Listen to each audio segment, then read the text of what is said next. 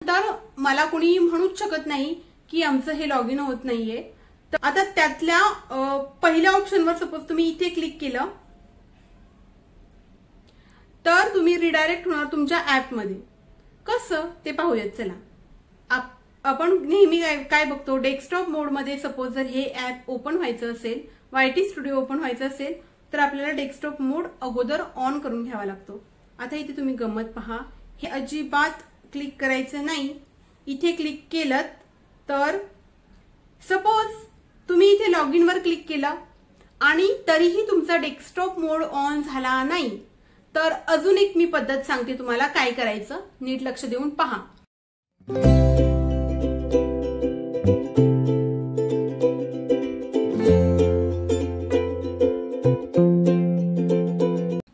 नमस्कार।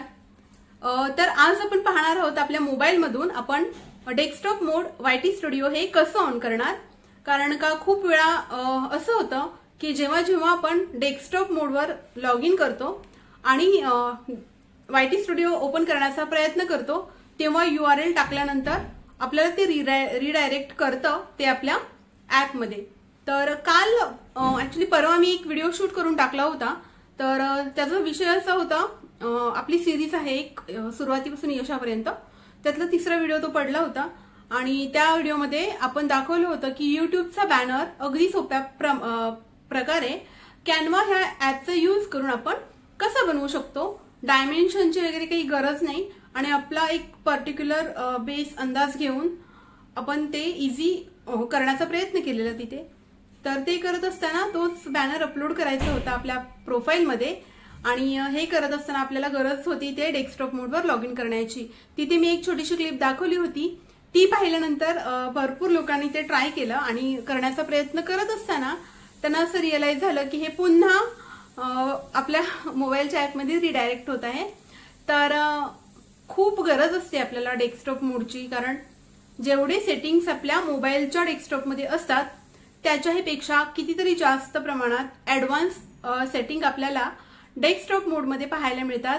व्ह्यू चांगल्या प्रकारे दिसतो, ग्राफ्स वेगळे वेगळे दिसत असतात आणि खूप ऍडव्हान्टेज आहे। तर प्रत्येकाने रोज तिथे एक्सेस केलं पाहिजे आणि हे असं करताना जो कोणी व्ह्यूअर माझा हा व्हिडिओ जेव्हा केव्हा बघेल त्याला हा व्हिडिओ पाहिल्यानंतर परत प्रश्नच पडणार नाही की आपण डेस्कटॉप मोडमध्ये लॉग इन कसं करायचं। तर चला, व्हिडिओ अगदी छोटा आहे तर पूर्ण पहा। तुम्ही जर नवीन असाल आपल्या चॅनलवर तर आपल्या चॅनलला सबस्क्राईब करा आणि बेल आयकॉनलाही प्रेस करा। मोबाईलवर जे क्रोम ऍप आहे ते ओपन करून घेऊयात। तर हे जे आहे क्रोम ऍप, तिथे मी क्लिक करत आहे। इथे क्लिक केल्यानंतर आता जो इंटरफेस येत आहे तुमच्या इथे पहा कोणता येत आहे। माझ्या इथे डायरेक्ट सर्च ऑप्शन आलेला आहे। तुमच्या इथे कदाचित ते परमिशन मागेल कंटिन्यू साईट कंटिन्यू करण्यासाठी, तर इथे खालच्या साईडला तो ऑप्शन असतो तर तिथे कंटिन्यू करायचं आणि नसेल तर हा सर्च बॉक्स तुम्हाला दिसून जाईल इथे। आता या ठिकाणी तुम्हाला टाईप करायचं आहे studio.youtube.com studio.youtube.com ओके। आता इथे टाईप केल्यानंतर हे ऑप्शन्स येतात बघा तुमच्या समोर। आता त्यातल्या पहिल्या ऑप्शनवर सपोज तुम्ही इथे क्लिक केलं तर तुम्ही रिडायरेक्ट होणार तुमच्या ऍप मध्ये। कसं ते पाहूयात चला। आता या ठिकाणी मी क्लिक करत आहे, ठीक आहे, आपलं हे ऍप ओपन झालं, ऍप मध्ये लॉग इन झालं आपलं। आता इथून बॅक येते मी, ठीक आहे। हीच चूक तुम्ही करत आहात। मी दाखवलेलं तुम्हाला काय करायचं, मी सांगितलेलं लॉग इन वर क्लिक करायचं। तर तुम्ही पुन्हा पुन्हा जर इथे क्लिक करत असाल तर ते तुम्ही डायरेक्ट याच्यामध्ये जाणार, आपल्या ऍप मध्ये जाणार। तर इथे क्लिक नाही करायचं। आता पहा, तुम्ही केलं लॉग इन वर क्लिक,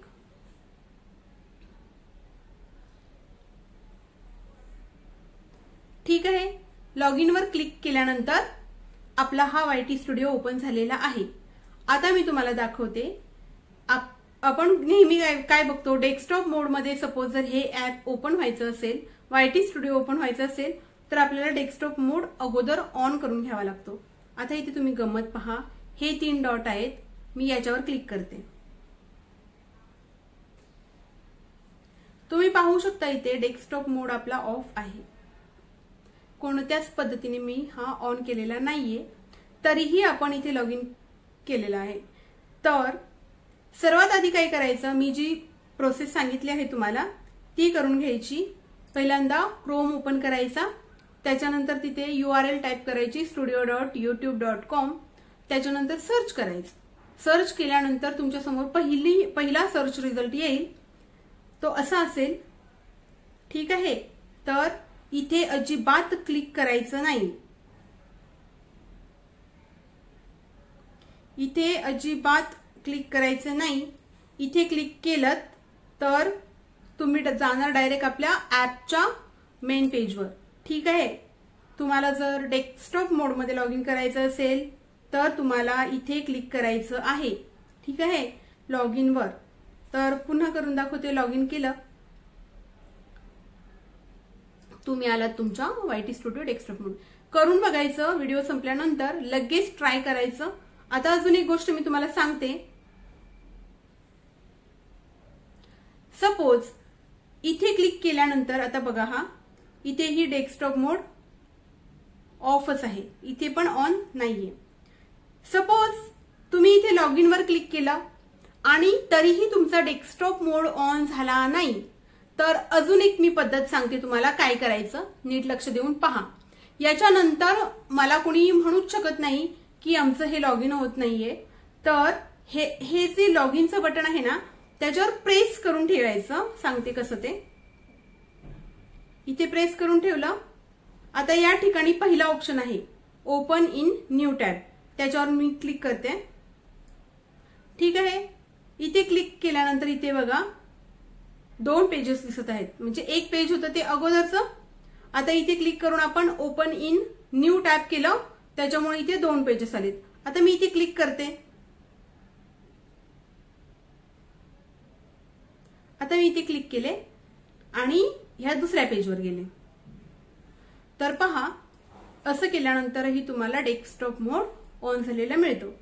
आता अजून एक गोष्ट मी तुम्हाला सांगते, जेव्हा केव्हा तुम्ही इथे लॉग इन वर प्रेस करणार आणि न्यू पेज ओपन करणार, तेव्हा काही लोकांचा टॅब इथे दिसेल, ओके, तर काही लोकांना टॅब इथे दिसेल या खालच्या साईडला, ठीक आहे।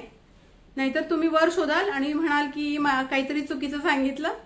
तर काही जे लेटेस्ट मोबाईल आहेत, हा जुना मोबाईल आहे, जर लेटेस्ट मोबाईल असेल तुमचा तर इथे खाली दिसू शकतं, कारण का प्रत्येक मोबाईलची सिस्टम थोडी वेगळी वेगळी असते। तर अशा प्रकारे तुम्ही तुमच्या मोबाईलमध्ये डेस्कटॉप मोड ऑन करू शकता। आणि तुम्हाला अजून एक गोष्ट सांगते, डेस्कटॉप मोड ऑन करायला शिकला आहात तर प्लीज जा तिथे आणि तिथले फीचर्स बघा, सगळे फीचर्स चेक करा आणि तुम्हाला मग समजेल की आपला जो मोबाईलमध्ये जे ऍप आपण डाउनलोड करतो हे ऍप खूप लिमिटेड असतं आणि पूर्ण डिटेल जर आपल्याला माहिती कधीही घ्यायची असेल तर ती डेस्कटॉप मोड वरच जाऊन मिळते। म्हणजे डेस्कटॉप मोड म्हणजे काय, तर आपल्या मोबाईलमध्ये किंवा कम्प्युटरमध्ये, हे जर तुम्ही कम्प्युटरमध्ये ओपन केलं किंवा लॅपटॉपमध्ये ओपन केलं तर कुठेच काही ऑन करायची गरज नाहीये, ते पटकन ओपन होतं, ते डेस्कटॉप मोडमध्येच ओपन होतं। तर तिथे जाऊन बघा, तुम्हाला खूप जास्त अॅनालिटिक्समध्ये वेगळे वेगळे ग्राफ्स बघायला मिळतील, जे तुम्ही मोबाईलच्या ऍपमध्ये पाहिलेले नाहीयेत। आणि ऍडव्हान्स फीचर्स पण अजून भरपूर आहेत। सर्च करण्यासाठी तुम्हाला भरपूर सर्च ऑप्शन्स पण दिलेले आहेत, त्या सगळे फंक्शन्स कसे वर्क करतात ते शोधण्याचा प्रयत्न करत जा। तर ठीक आहे, तुम्हाला हा व्हिडिओ कसा वाटला, इन्फॉर्मेटिव्ह होता का, तुम्हाला हा उपयोगी पडला का, आणि असं सगळं झालं असेल तर प्लीज नवीन असाल चॅनलवर तर चॅनल सबस्क्राईब करा आणि बेल आयकॉनलाही प्रेस करा। तर ठीक आहे, आजच्या पुरतं एवढंच, उद्या पुन्हा भेटूयात एका नवीन टॉपिक सोबत। तोपर्यंत श्री स्वामी समर्थ।